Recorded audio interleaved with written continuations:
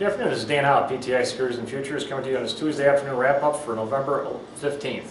Overnight, the equity range was right where it has been for pretty much every other day. The equity range high to low was 21 points, which unfortunately seems to be normal these days.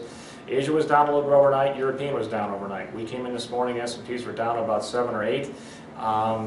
Pretty much open that way, but we had some fundamental news that were all marginally positive for today. The PPI came in slightly better than expected. The core PPI came in slightly better than expected.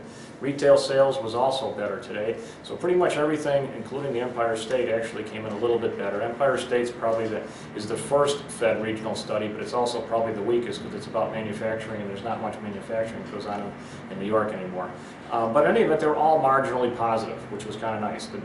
And during the course of the day, the index kind of slowly drifted up, very low volume, very boring day. We sold off a little bit in the close, but all in all, a fairly net good day. The only surprises were on the earnings, as Wal-Mart came in worse than expected, and Staples also came in worse than expected during the course of the day.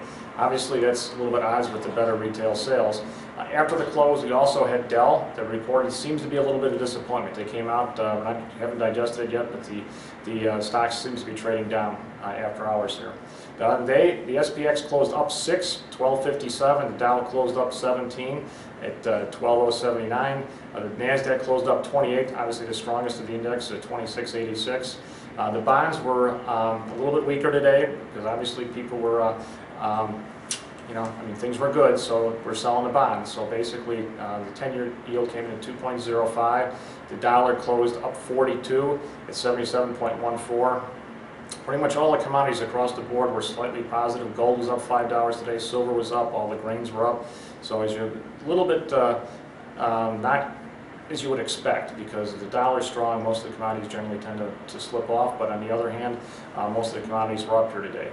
Looking forward, we have a fairly good calendar, a fairly busy calendar the rest of the way here. We got the CPI tomorrow, we got industrial production tomorrow, we have the Philly Fed on Thursday, we also have leading indicators on Friday. So we have pretty much a busy calendar going into expiration this Friday. It's been Dan Howe, PTI Securities and Futures.